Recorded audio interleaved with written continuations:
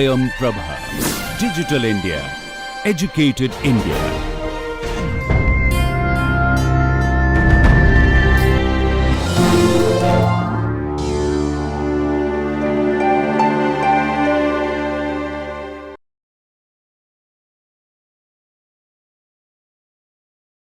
Hello and welcome back. So, in this video we will look at data pre-processing or data normalization techniques before you start using them as input to some of the common machine learning algorithms. Okay.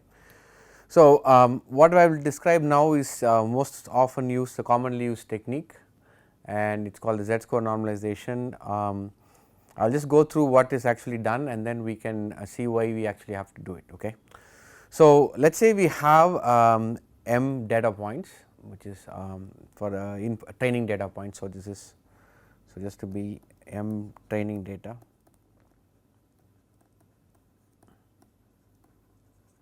and there are n dimensions. So, which is basically n dimensions are features. So, incidentally these techniques are also known as feature scaling techniques, right.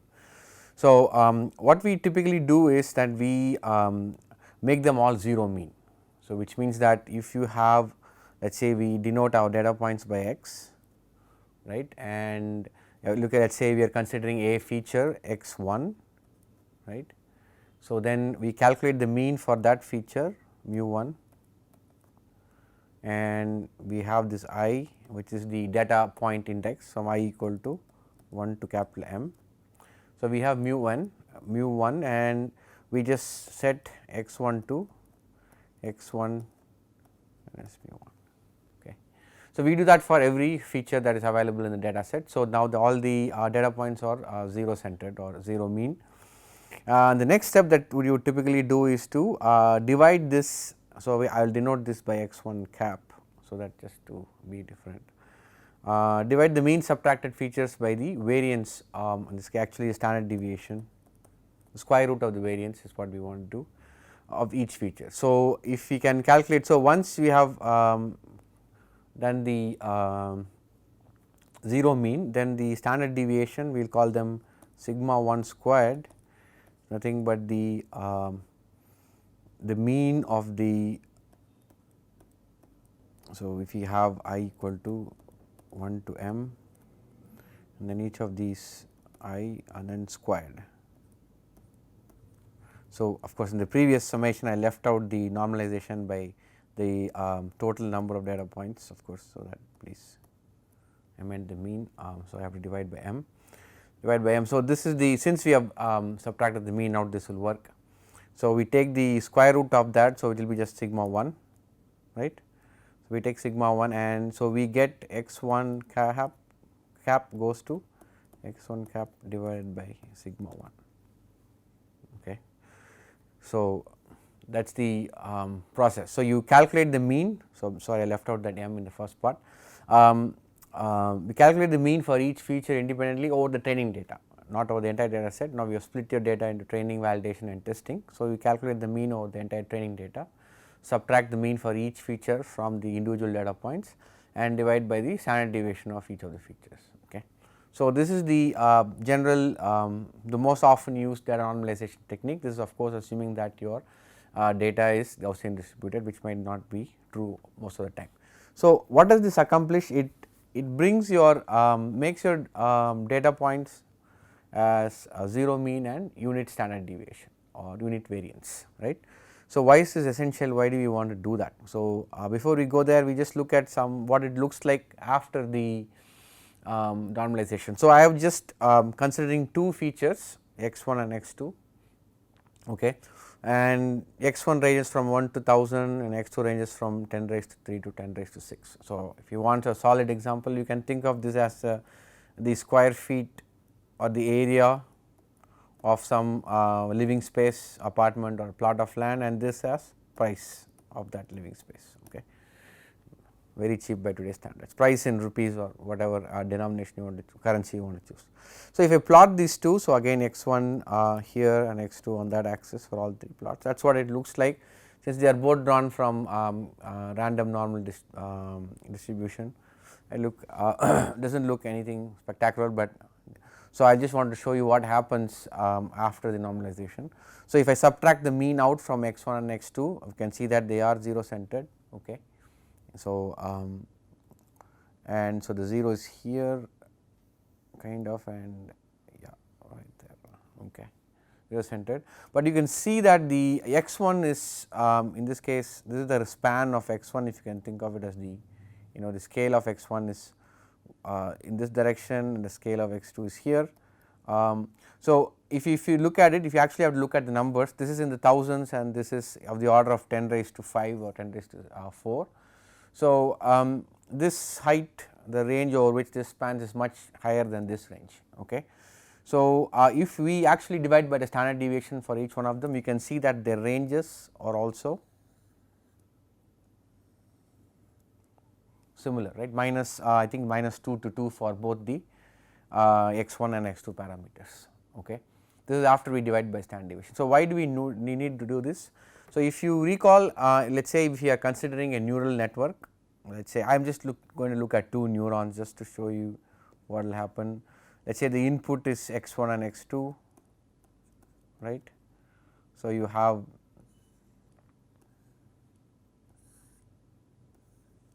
something like that, right. So, the problem here is that, so we in here we have terms like w1 x1 plus w2 x2, right, this term will appear often, right. So, when you look at these kind of terms, if you are not normalizing, you will see that x1 is much smaller than x2 by a factor of 10 raised to 3. So, but during optimization, then in order for the network to converge, then the weights have to be adjusted accordingly. So, you would expect that the weight multiplying the larger value would be much smaller, like let us say by same order of magnitude.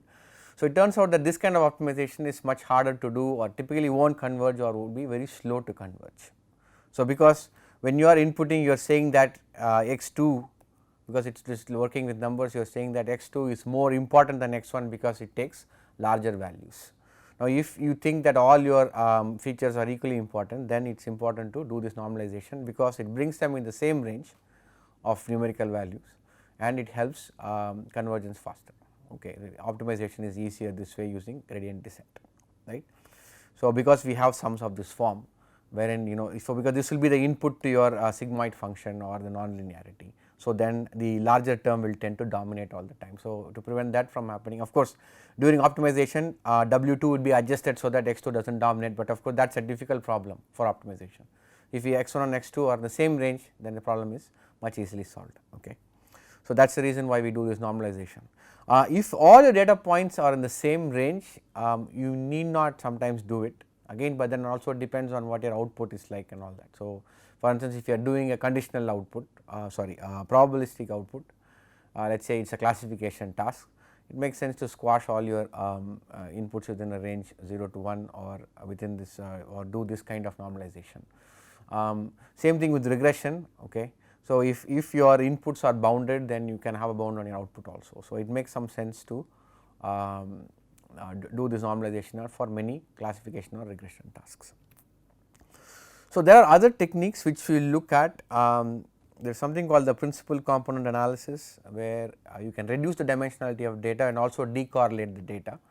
So, for instance, in the previous example I said, okay, you can think of the smaller feature as the square footage and the larger variable as the price. Obviously, they are correlated, right. So, there will be lot of such features in your data set which might be correlated, and the principal component analysis techniques helps to decorrelate also. Now, we will look at this at a later lecture in the coming weeks, where we will talk about what PCA is, and then I will show you how we can be used for pre-processing data for machine learning algorithms. Of course, there is other scaling we can do. Here we did the z-score, wherein we subtracted the mean divided by the standard deviation. You can scale your data to lie between -1 and 1 or between 0 to 1, okay, depending on your application. This can be done. Okay. These are also valid pre-processing techniques. I would not call them normalization, but pre-processing techniques that will help you. Okay. So, so these are so what we have looked at is the most fundamental or the often used pre-processing technique, and it is typically done for many any kind of input. You can do that for even for imaging inputs or any kind of real valued inputs. Okay. So, from here on we will look at, so this is again for the input layer. So, this is for the input layer. Okay. So, this is your data which is your, this is goes to as input to the first layer of your algorithm, in this case a deep learning algorithm. So, what happens in the intermediate layers, right? So, these are these kind of techniques applicable there too, and how would you go about implementing them. So, this will be the topic of our next lecture, where we will look at a very at this point in time an often used technique called batch normalization. Okay. And that seems to help quite a bit for faster training and convergence, and gets rid of many of the problems. Okay. So, one of the things before we go there, one other thing that I think I pointed out, but just reiterate, is that if you have very large features feature values, it is quite possible that you hit the saturation of your non-linearity. Okay. Especially if you are using sigmoid, that can easily happen if the weights also blow up. Okay.